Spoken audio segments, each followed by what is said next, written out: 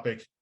And I just wanted to have to disclose a few things, just some commercial interests. I'm not going to be talking about anything here that really would favor any particular company. I do get some consulting fees, not enough. If you happen to own a drug company and willing to give a talk, I got kids to put through school. I may occasionally use non-generic names of medications. I may discuss off-label uses of medications. I don't think I will in this talk, but sometimes I ramble, and I might. And I may use foul language, and for that, I'm sorry. Or if you enjoy foul language, you're welcome. Thank you to Dr. Leroux, who has done a lot of work for Migraine Canada and taught me a lot. Thank you, Wendy, for helping I don't know, maybe thank you and no thank you for getting me to do this talk. No, actually, I'm happy to be doing it, and thanks for getting me involved, and for Alexandra to helping set this up, and to Migraine Canada. I get migraines too, full disclosure, so I appreciate everything that you do to help people with migraines. So why am I giving this talk? As I understand it, I was the slowest runner. I couldn't think of an excuse why not to.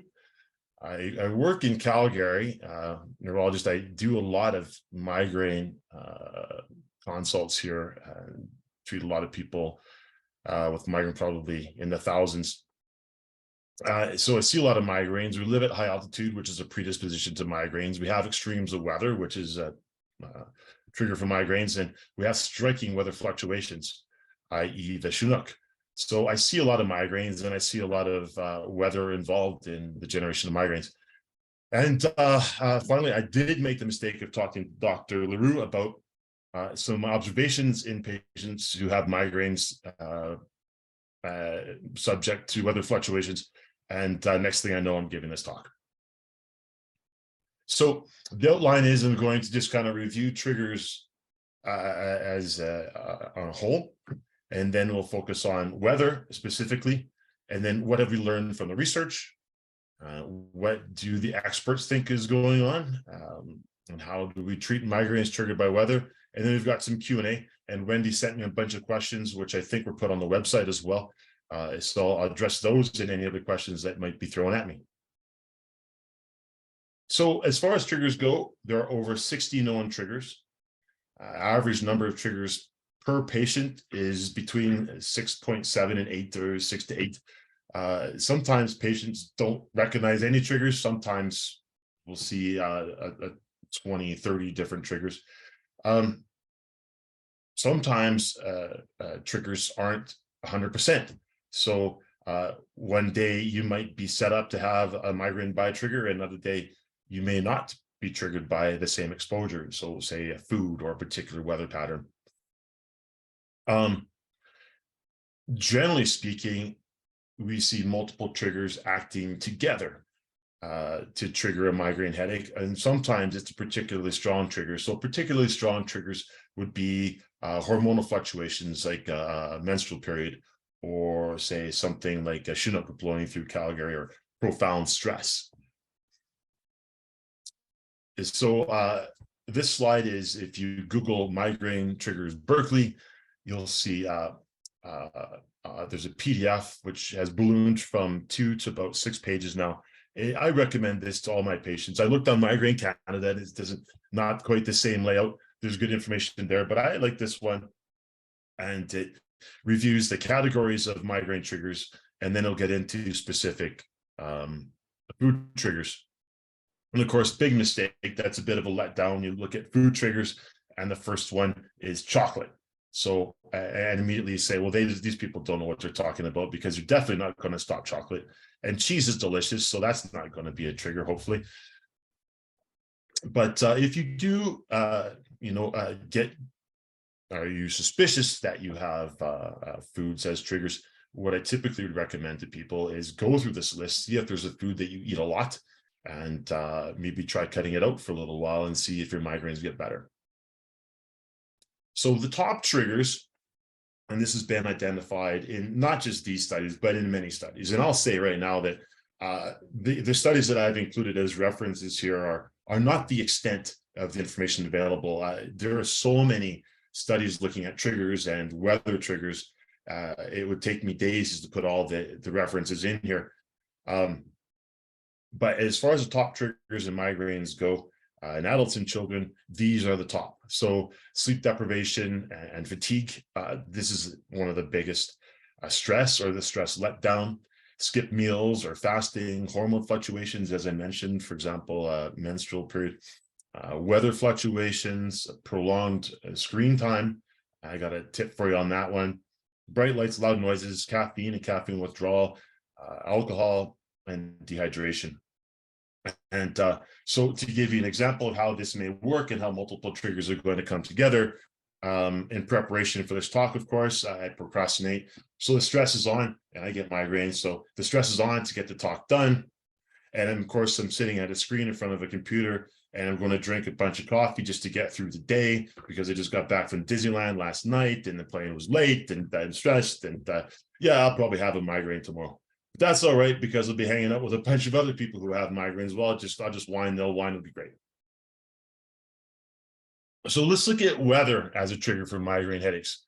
In various studies, and this is reviewed in the first reference, weather is reported as a trigger by between 30 and 78% of people with headaches. And in fact, one study that we're going to get into, pre-study, was reported as a trigger by 88% of migraineurs here in Calgary. And so there are many variables, meteorological variables, aka weather patterns, that have emerged from studies over the years. And this is, as again, I stated, not the extent of the studies that have been done here. These are just the reviews looking at these things. And so we've seen high pressure, low pressure, a significant change in barometric pressure. And that change in barometric pressure can be from the day of the headache and looking back from -1 day, looking back at the shift from 3 days ago to the current day. It can be dependent on wind speed, high wind speed, or the average daily wind speed, high temperature, low temperature, change in temperature, high humidity, low humidity. These have all been identified in different studies as triggers for migraines. And day-to-day change in brightness and snow and rain and haze and thunderstorms, etc. So if any of these are a trigger for you, there's a study that has also found the same thing. The problem is that these studies don't agree, leading to the situation where the studies don't agree with the patients, the studies don't agree with other studies, and the statement by this group that the influence of weather on migraine remains one of the most controversial topics in the pathophysiology of migraine. So part of the problem that I had for this presentation is trying to put together because I'm a migrainer and I live in a city with Chinooks and I see it all day long. I deal with migraines myself, professionally, personally, and then there's a literature. So I can see this from multiple viewpoints. So what I thought we would do is I'm going to focus on 4 interesting studies. Out of the numerous studies, these 4 studies have been referenced in many reviews, and I found them particularly interesting. And since no one else volunteered any studies, this is what you're going to get. So this one, the effect of weather on headache, this goes back to 2004 by Prince et al. The objectives were to assess the headache patients' beliefs about triggers for the headaches and to objectively investigate the influence of weather patterns on headache. I'm just going to... The problem is that I have a bar across the top of my screen, so I can't see the top of my slides. Anyways, the design of this study, they gave every patient a questionnaire about their beliefs if whether the weather strongly or not influenced their headaches. And then what they had these patients do is they collected daily diaries from the patients and compared those with the weather collected from 3 separate reporting stations, with each station being the most central to the patient in the study. So they compared the patient's diaries of their headaches with what the weather station closest to them was saying was going on with the weather. they collected 43 different variables, and of these variables, they found that some variables tended to fluctuate together. So they combined these into what they called factors. So 3 groups of factors that fluctuated together. And then they looked at these 3 factors, compared those to what the patients were experiencing, and came up with the results. So the first factor was the absolute temperature and absolute humidity. Second was a changing weather pattern. That could be barometric temperature or humidity, and that could vary from day 2 to day 1 before day 0, or the day that the actual headache occurred on.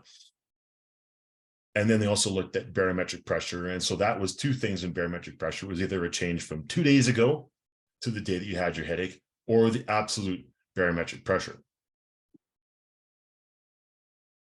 The results. So before the study was undertaken, 62% of people felt that their headaches were triggered by weather, and 51% were found to be right. They were sensitive to weather, in fact.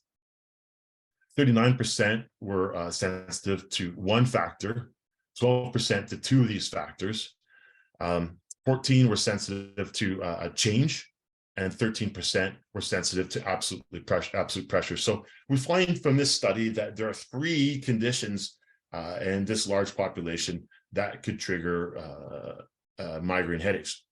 So it supports that there is this influence of weather on headache. Turns out that patients are susceptible to multiple variables, and more patients thought they were sensitive than actually were. So this is another study. It was the influence of weather on migraine. This one was done in Germany. And there's this stereotype about Germans being very rigid, and I'm not going to get into too many stereotypes, but the dedication of patients in this study to journaling was astounding. So this was a study that sat back and looked at a lot of studies that had previously been done. And one of the concerns with previous studies, many previous studies, is that they did pooled analysis. So say you have 100 patients, and of 100 patients, 20 of these patients had significant fluctuations in headache, or significant headaches due to, say, fluctuations in the weather. But then you average that over 100 patients with 80 patients who aren't subject to weather fluctuations, and it all averages out. And you look at that average and say, well, no one really is sensitive to weather fluctuations. And it's an easy way of doing stats. So what this group did is they looked at each individual and analyzed their data, and they collected a ton of data. So 100 patients with migraines tracked their migraines in terms of intensity, location, characteristic associated features every 4 hours when they were awake for 12 months. I would never ask a patient to do this. So this is just pure dedication. And the weather was collected from a reporting station that was within 1 kilometer of the headache clinic. And that clinic was within 50 kilometers of every patient who was enrolled in the study. And so they collected data on the weather in terms of 3 meteorological factors. One was temperature, humidity, and barometric pressure. So they looked at the absolute as well as the fluctuations, again, for every 24 hours relative to each migraine. So a patient said, today I had a migraine. The research would then go back and collect the every 4 hours, the information preceding that headache by a day, and collect that information relative to the headache, as well as during the headache. So in the results, what they got is, in a pooled analysis, weather played an insignificant role, which was something seen in previous studies before. But when they did an individual analysis, they found 13 patients who were clearly very sensitive to the weather, but not each to the same variable. So the conclusions: a subset of migraineurs are very clearly sensitive to weather. And this points out the problem with previous studies where pooled analysis didn't clearly demonstrate this. What they did find, however, was the lack of a consistent trigger. So for some patients, it was the temperature. For some patients, it was the barometric pressure. And they concluded then that there was not a single weather pattern that you could look at to say, okay, in the next 24 hours, barometric pressure is going to go up. So everyone's sensitive to barometric pressure, take a medication to prevent your migraine. So for example, take a triptan or take an Advil Tylenol combination, for example. The idea would be, and this would be the goal, would be to know that something's about to happen and to get your medication on board before you actually get the headache itself. So this is a study done here in Calgary by doctors Cook and Becker. And I'm sure some of you in Calgary are familiar with doctors Cook and Becker. Just a shout out to Dr. Becker. I'm not sure if he's here, but he taught me so much about headaches and migraines. I always like to thank him for that. And he happens to be a world expert. So we've been incredibly lucky to have him here in Calgary. So this study was looking at the Chinook winds and migraine headache. For those of you not familiar, this is a picture of a Chinook arch, which is where a ridge of warm air comes from over top the Rockies, heading west to east. What happens with the Chinook is that air laden with moisture dumps a bunch of snow and rain in the mountains. And as it comes down on the other side of the mountains, it heats up relatively quickly because it no longer has to warm up moisture. And so you have dry air, which brings a lot of heat and can flip Calgary from minus 20 Celsius to 10 degrees Celsius in the span of 24 hours. Yeah, it's vicious, but it's also awesome. So the goal here was to see if Chinooks trigger migraines. 75 patients were enrolled. And so these are patients who were already journaling or taking their headache diaries for the headache clinic and had agreed to participate in a trial. So these patients were already collecting data and didn't know that this data, well, they knew retrospectively, but didn't know that the data was going to be analyzed for sensitivity to weather fluctuations. So in a way, they were kind of blinded. And so the data was collected for 2 stretches over the fall from September to June, which is when we tend to get a lot of the Chinooks coming through. You get the cold that comes with winter and then sudden warming. And it's this profound shift in barometric pressure and temperature. And days were classified as a Chinook day, a pre-Chinook day, which was the day before a Chinook day, and not a Chinook day. And the Chinook was defined by 3 features, which was the wind speed greater than 15 kilometers an hour. Wind direction had to be coming generally from the west, southwest, or northwest, and we had to have an abrupt change in temperature of greater than 3 degrees Celsius per hour for at least 1 hour. The results showed that there was increased risk of migraines on both the pre-Chinook day and the Chinook days versus non-Chinook day. 17 patients out of 75 were more likely to have a migraine on a pre-Chinook day, 15 more likely on a Chinook day. But on the Chinook day, this is a curious thing, that only days that had winds greater than 38 kilometers an hour were sufficient to generate the Chinook headache. Most patients weren't sensitive to either of these. Increased age made you more sensitive.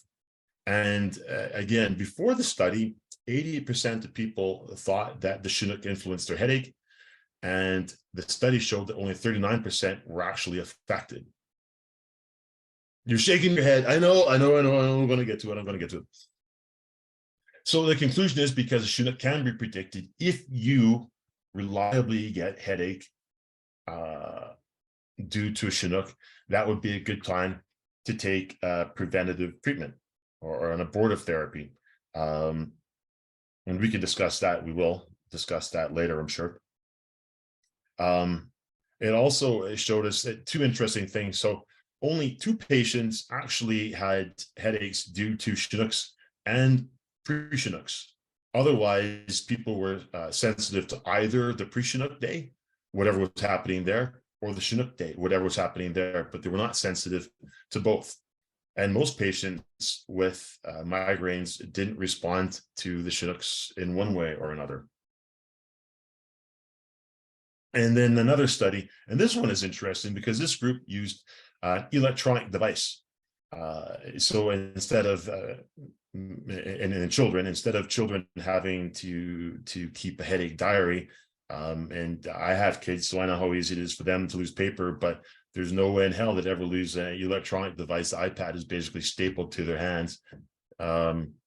So would they use the device to see if weather fluctuations could be determined by using electronic device? So a similar study. This is a relatively small group, but interesting nonetheless. 25 children who had recently been diagnosed with a headache, either chronic migraine, episodic migraine, or a chronic tension type headache. 3 times per day had to answer when they were prompted features about their headache. So they had to say duration, and I can't even see what the damn slide says there because I've got this this window blocking it. But anyways, features of the headache, intensity and duration. And then weather variables are collected by the device as well. So interestingly, instead of, say, for example, a reporting station 50 kilometers away from where you were, and weather can change within 50 kilometers, they looked at the weather variables right there at the same location as the kid. And that was, they were looking at temperature, humidity, barometric pressure, precipitation, presence of sunlight. Oh, okay. I somehow managed to get rid of this annoying little window. I am now a Zoom god. Okay, so results. Turns out only humidity and the presence of precipitation were predictive of a new headache onset. And children who, before the study, said that they felt they were sensitive to weather were no more sensitive than children who didn't think they were sensitive to weather. They're stupid kids. So what are the conclusions? Here, humidity and precipitation are confirmed as triggers, but triggers suspected by some children just weren't there. And kids are reliable at playing with electronic devices. That was I feel silly even putting that conclusion in there because this is something that we all know. So what's going on with the weather? This is one of my favorite far sides, and I have bought so many far side compendiums. Don't anyone rat me out, but I feel entitled to use a Gary Larson cartoon, even if I don't have copyright on it. So, rain squalls are coming. My knee's acting up, and this guy, his hands, and then the other guy, oh, there goes my head. I'm sure you're all laughing at home, but that's kind of a rather uncomfortable laugh just listening to myself. So why are research studies not confirming what so many migraineurs are experiencing? And I include myself in here. The hell are these researchers up to? So Dr. Becker, headache guru here in Calgary, had the same question. Can so many patients be wrong? And this has been asked by many experts, and we're not crazy. So what is going on with the research? There's multiple explanations why research doesn't match what people with migraines are experiencing. One is that there are likely multiple triggers working in conjunction. So we talked about how most patients have between 6 and 8 triggers, and how typically it takes multiple triggers at once. So let's say, yes, you have a weather trigger, but you get enrolled in a trial. And at the time of the trial, you happen to be particularly relaxed. There's no stress at work. You haven't missed any sleep. You don't have any caffeine withdrawal. You're not worried about COVID. You're not worried about this. You're not worried about... the list goes on. So you cannot control within the context of a clinical trial up to 6 to 8 variables, all of which could be triggers. So each time some weather pattern occurs, you are not going to be one of those people, perhaps, who has a migraine that day. So studies can't look at multiple triggers. So many weather variables have been identified, but not consistently across trials. So some variables tend to fluctuate. For example, in the case of a Chinook, pressure goes up, or pressure goes down, temperature goes up. So you've got variables going in two different directions. Humidity is down, temperature goes down, humidity goes up, temperature goes up. The variables can go in different directions at different times. And not everyone has the same trigger. So until we can put everyone we know has a sensitivity to a shift in barometric pressure into the same trial, this may not work. Or until we can put 1,000 patients in the same trial, we may not see this. Other problem is, for example, the study with the kids where they've got an electronic device that's with them. We know right there how much, what humidity it is, what temperature it is, how much sunlight is there. If you're 50 kilometers away from a reporting station, you may not be getting the same rain as the reporting station. So if rain is a trigger for you, it's raining at the reporting station, but you're not there. So again, the other variables go into this. And then it's the fluctuations. So the study where Chinooks were very clearly linked to triggering migraine headaches, that's a very extreme example of a barometric pressure shift. Barometric pressure shifts in some places do not reach that extreme. The temperature swings in some places do not reach the same extremes that they reach in other places. To do a study some studies were done in emergency departments in North Carolina. North Carolina is not going to get the same fluctuations in temperature that we get here in Canada. Lucky. Studies haven't looked at medication cycles. I'm reminded again today when I was doing Botox injections in clinic. So many of my patients, their Botox wore off. They've got a 12-week cycle. Botox wears off at 10 to 11 weeks. Our temperature here just went, although I was in Disneyland, so I didn't experience it right away. Temperature went from decent to shitty in the span of a day. Oh, there I start swearing again. But what do you call this kind of garbage? It's shoveling a foot of snow in here today. Of course, the weather's going to trigger a migraine headache. Your Botox just wore off. So there are days when I inject Botox. I'll have 30 people who tell me 28 of 30 people will say they had a migraine that was triggered by the weather pattern that just swung through Calgary 3 days ago. So you're predisposed but that's not controlled in clinical trials. I've scoured the result. I've scoured the methods, and we don't talk about whether your once a month injection or whether your once every 12-week injection has potentially worn off. Did you miss a dose of your drug? So that's another thing that we haven't accounted for. At the end of the day, we really don't know what's going on with the brain. We have learned a lot, but brain pathophysiology, when it comes to migraines, I have a review. I can show you. It's in a pile here right now. 60 pages going through all the mechanisms through which migraines occur, neurotransmitters, first, second order neurons. It's so complicated. We're unraveling it piece by piece. But at the end of the day, we just don't really understand it all that well.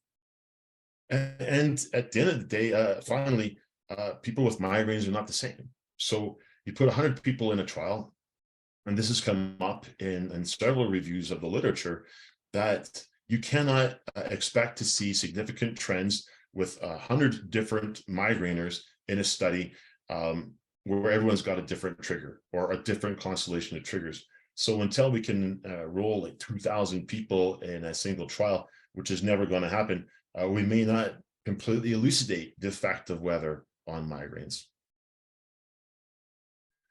So what else is going on with this? What if, and so things are going to get interesting, folks. So what if it's not as simple as weather triggers a migraine? Yes, we've talked about how there's multiple triggers, but what if it doesn't even come down to triggers? So we've also looked at how in multiple studies, people before the study think they're susceptible to weather as a trigger, but then it turns out that they're not. Are we fooling ourselves into thinking that weather is causing a migraine? Are we all crazy? Well, we have migraines, so maybe. No, but okay, so here it is. Drum roll, everyone at home, drum roll, unless you have a migraine and you're sensitive to loud noises. Let's look at the 4 stages of a migraine. One stage in particular. So I'm going to use a figure from Migraine Buddy. I looked at the Migraine Canada website. It doesn't have an equivalent figure. Obviously, Wendy and Alex, I would like to incorporate that, but So migraine buddy, fair enough. This is the migraine attack. This is the actual headache component that we're all familiar with. It's a throbbing headache that varies in intensity, all these features, burning, nausea, vomiting. We're familiar, most of us, or many of us, with the aura, which occurs lasting about 5 to 6 minutes, precedes the headache itself. But what we're not familiar with is the prodrome in many cases. And prior to 2017, 2018, I had not learned much about the migraine prodrome. I blame Dr. Becker for that. So there are many features of the migraine prodrome that we really need to educate ourselves about, because this part of the headache is intimately involved in what I and many experts see as potentially a confounding factor in determining what triggers a migraine headache. And then there's a migraine postdrome. So to get an idea of time here, the prodrome can occur for 3 days before an actual migraine, and the postdrome can occur for about 24 to 48 hours after a migraine headache. I'm going to get into details on the migraine prodrome here. Do a screen capture or just go migraine body prodrome, and you can see this exact same slide. But let's look at the migraine prodrome. So the prodrome itself starts up to 72 hours before the actual headache occurs. Curiously, a lot of studies have looked at what weather patterns occur in the previous 48 to 72 hours before the headache. About 30 to 40% of migraineurs will experience a prodrome, as far as we know, but a lot of times in surveys you may not tease out. Probably that figure is higher. Many people can sense that a migraine is coming. If you can, you know what I'm talking about. You just, oh no. It's accompanied by numerous features that I'm going to get into, and even imaging studies. So we're looking at detailed imaging studies of the brain show that up to 72 hours in advance of the actual headache itself, changes are starting to occur in the brain, particularly in the part of the brain that makes you more sensitive to environmental and other triggers. So the most common symptoms include mood swings, fatigue, difficulty sleeping, muscle stiffness, tenderness, neck pain, food cravings, nausea. So you want to eat certain foods, and other times you don't want to eat at all. You have unquenchable thirst, you have difficulty concentrating, difficulty talking, difficulty reading, increased urinary frequency, and a heightened perception, sensitivity to light and sounds, and the theory goes weather as well. So this gives rise to, is a symptom, are we looking at a symptom of a prodrome, or are we looking at a trigger for migraine? So for example, let's say you have a prodrome, and your prodrome is you have no appetite. You just don't feel like eating, so you skip a meal. But one of the biggest triggers for migraines is skipping a meal. So was missing that meal part of your prodrome, or was it actually what triggered your migraine headache? We can't tell. A lot of us get neck pain. I'm lucky I don't, but a lot of people that I see have neck pain that precedes the migraine headache. That's actually a symptom of prodrome, but in other people, it may be the trigger for headache. You get tension in the neck, and that leads to, I explained some mechanisms. It's not really the point of this talk, but that will lead to the headache. So part of your prodrome, you have difficulty concentrating, you get stressed because of that. You know that you've got a report that's due, you can't focus on the report, you have to give a presentation, and that leads to stress. Then you get a headache, and the headache was going to happen within 2 to 3 days anyways, but was it triggered by the stress, or was the prodrome causing the stress in the first place? So it's impossible to tease these out, and it's particularly difficult in the case of weather. So let's look at this a different way.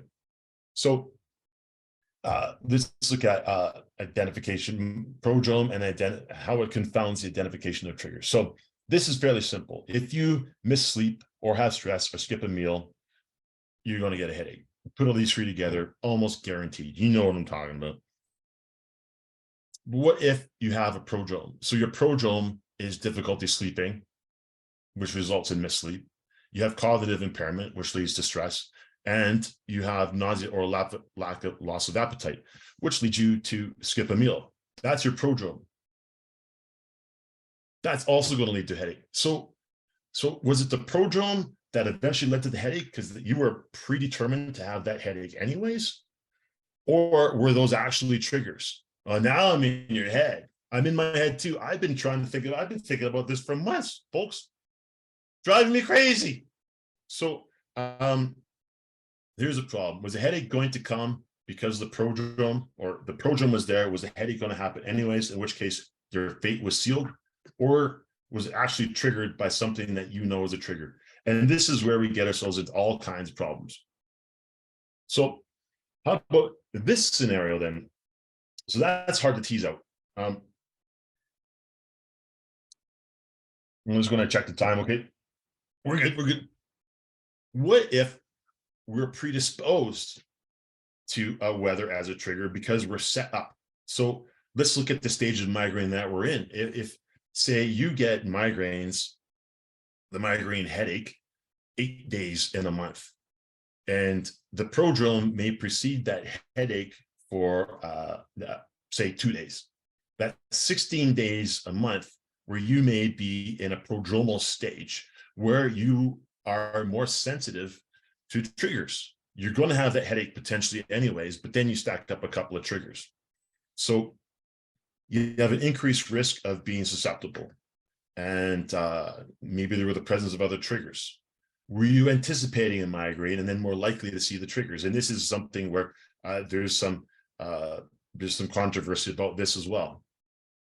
So I'm just going to throw out a couple of scenarios here. So let's look at a situation where you're in a prodrome, and if you're sensitive to weather and you're in a prodrome, the likelihood of you getting a migraine or sensing a migraine coming on when the weather trigger is present is very high because you're already in that state. If you have a headache, it's possible that the weather may exacerbate that headache. If you're in a post-drome, you've already had the headache, you're kind of in that refractory stage, weather is unlikely to be as big a trigger for you. So that's just two variables: the stage of the migraine that you're in, and then whether your weather trigger is present, yes or no. Let's add in not just 8 variables or 8 potential triggers, but just one more trigger. So let's look at sleep deprivation. So it's a 3D graph now, and it's already blowing my brain just to think about it. But on the y-axis, is a headache trigger there, yes or no? If it's there, you're more likely to have a headache. But if the stress is low, you're less likely. If the stress is high, you're more likely. And then you're in the prodrome. So if you look at the very top of the graph here, you're in the prodromal phase, the weather trigger is present, and you're sleep deprived, you're looking at, say, 100% chance of getting a migraine headache.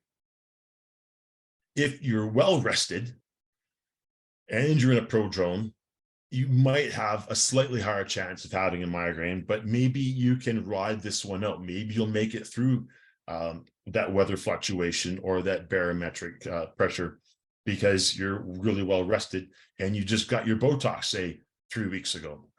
So many variables. Okay, this slide is left blank just to build up anticipation. So let's look at 3 scenarios relative to weather. Weather is a significant trigger.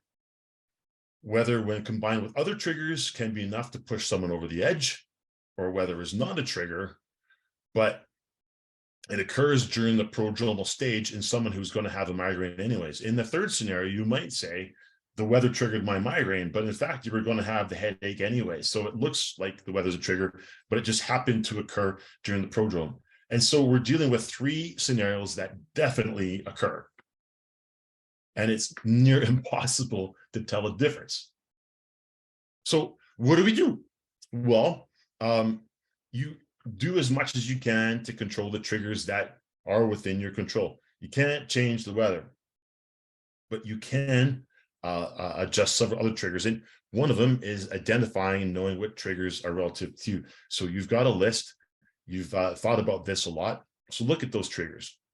Some of the simple ones that I recommend when it comes to sleep, I tell my patients, just Google this or any other search engine. I'm not paid by Google. Just 37 tips sleep. There's everything that you can do for your sleep without using a medication. On certain phones, you've got the night shift. Some of the there's a program called F.Lux, as in flux, but with a dot between F and L. You can load that onto any platform and shift your screen from a blue spectrum to an orange spectrum, which is much less likely to trigger migraine headache. A lot of screens, a lot of software operating systems now, you can actually go into controls and display and adjust the orange hue on your screen. And I shift mine all the way to orange when I'm up all night putting together presentations. Get in for your Botox every 12 weeks. Make sure you take your prophylactic medications. And if you do identify that you're sensitive to particular shift in the weather, you can take an abortive medication. So discuss with your doctor, of course, as Alex already mentioned, but have your cocktail ready to go when the weather shifts. If you know you're sensitive to it, take it. So learn about your prodrome if you have one. Maybe you didn't even know about prodrome. Now you do. So there's your homework. I've done my homework, and I've empowered you. Are you avoiding food because you feel nauseated? Is that part of your prodrome? So try not to miss a meal, even if you feel crappy. Maybe take an anti-nauseant, and then eat something delicious, but not a food that could be a trigger. Keep your abortive medications with you at all times. The second you feel, this is a key, and I'm going to give you one other tip that just came to me now. I meant to put a picture of this. This is audience participation one, and I'm going to stand up, and hopefully you can all see me here. Your stomach. Hey, Wendy, can you hear me? Can you talk right now? I can. Yes, I can. Okay. Can you see me okay when I'm standing here like this? I see the big flaming Calgary flame. Go flames, go. Okay, so what I'm doing right now, I'm going to demonstrate, because this should be right on the seat. My stomach, all of our stomachs, empty from the left to the right. So stomach is sitting here, but drugs get absorbed in the small intestine here. So you want to get your drugs through your stomach to the small intestine as fast as possible. So when you take your abortive medication, lean to the right. This is not even made up. This is actually research that's been demonstrated and known to be true. A medication can be absorbed within 10 minutes if you lean to the right, because the drug is going through your stomach into the gut where it gets absorbed. If you lean to the left like this, the medication gets stuck in the stomach. It doesn't go uphill, can't get into the spot in the gut where it's absorbed. It can take 2 hours for the medication to be absorbed over here. So if you're taking an abortive cocktail, lean to the right. If you go home, take your pills, go to bed, you lie down, close the doors, turn off the lights, everyone go away, take your pill and lie down, and you lie on your right, your medications are going to be absorbed right away. If you lie down on your left, it's going to take you 2 hours for your pills to be absorbed. So even if you can just lie down on your right for the first 5 or 10 minutes, you're going to make your abortive medications much more effective. I've never heard of that. Thank you for sharing. I know. Just you can Google this. I'm sorry, I meant to put some pictures in there to demonstrate this, but the research has been done. It turns out the studies, there are data going back over 20 years, and it just makes sense. You don't need me to tell you about a study for what just makes sense. I had 4 patients during, and I don't think it was personal, during COVID, who realized that, wait a minute, I could work remotely from anywhere, and just moved out to Victoria from Calgary, where they don't get any migraines anymore. So you can't change your weather, but you can change your address. So these are questions from Wendy, but I can tackle some of these, or I can just kind of give you quick answers to some of these right now, and we can move on to Q&A from the audience. Wendy, I'll leave that up to you. What do you think we should do here? I'll actually turn it over to Alexandra Okay. and let her manage this. Okay. But this has been amazing. I think a lot of very valuable information. So I'll turn it over to Alexandra. Okay. Hi, yes, thank you so much. I think if you can answer those questions, that would probably hit the majority of the ones that we are getting. Okay. Um, Gotcha. and then we can go through the Q&A. Yeah, no, this is great. Okay. Can you see my screen now? Yeah. All right. So there are multiple forecasts. Oh, I got a good one. I got a good one here. Hold on. Oh, wait. Oh, this is good. Okay. First question. Barometric pressure app. This is Calgary's barometric pressure shift in the last 72 hours. So you can look back 72 hours or 120 hours, or look forward 72 to 120 hours. So the last 72 hours, and so one study, at least one study, shows that migraines are more likely to occur above a barometric pressure of 760 millimeters mercury. So you can see Calgary kind of muscled up over 760. Then we went back down. Then we went back up.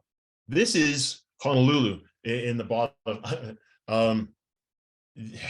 So the scale is Honolulu fluctuated over about 2.5 millimeters of mercury. Calgary fluctuated over about 20. But this is so the snowfall just started, and the temperature is going to plummet now. This is the barometric pressure shift in Calgary over the next 72 hours. So pressure over 760 is sufficient to trigger migraine headache. We're going to hit 780 within the next 72 hours here. I really want to swear right now, but I'm holding it in. I obviously haven't had enough coffee yet. So so we'll go back to questions from Wendy. Variables in the index factor in predicting a migraine. There are several apps out there that do this.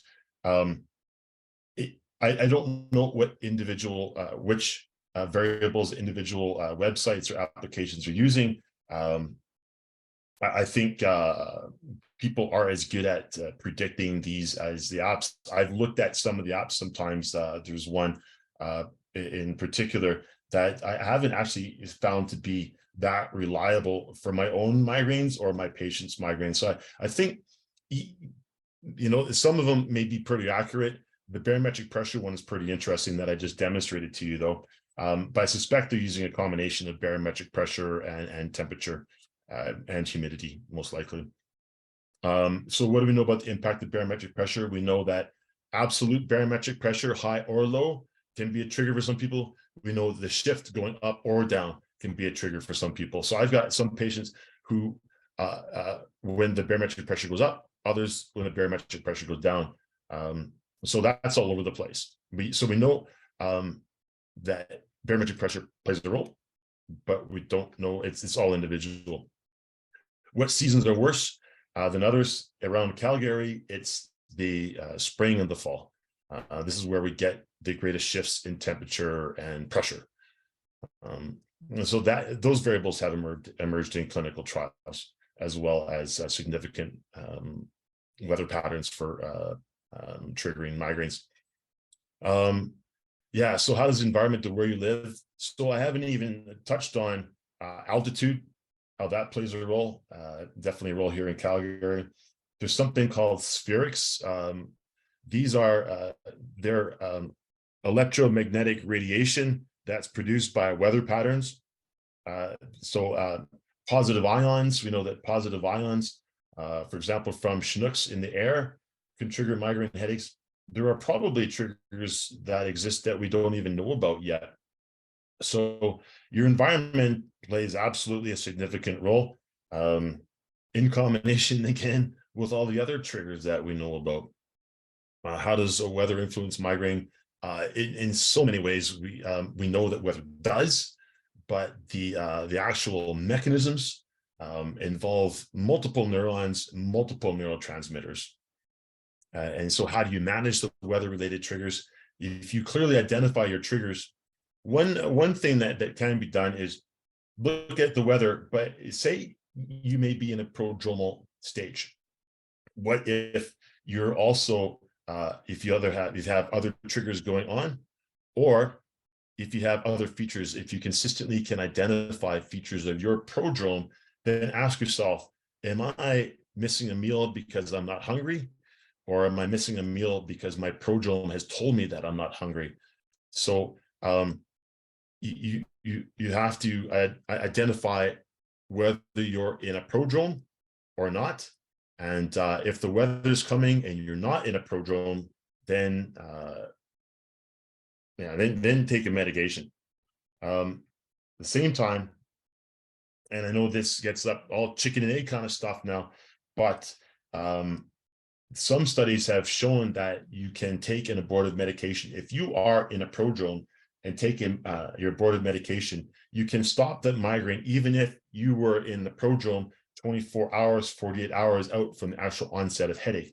Your abortive medications like Advil and Tylenol, triptans too, may be as effective during the prodrome as they are at the time of the headache onset. The only problem with this is we can't study it in detail because no drug company is going to give us enough money to study 100 people with prodromes. So what medications can be used to treat weather-related migraines? Abortive cocktails, make sure you've got your preventative medications on board. And finally, is it possible to prevent a migraine? It definitely. And the key here is to know your other triggers, get them under control. And if you can tell you're in a prodromal stage, take your medication then, and always keep your medications on hand.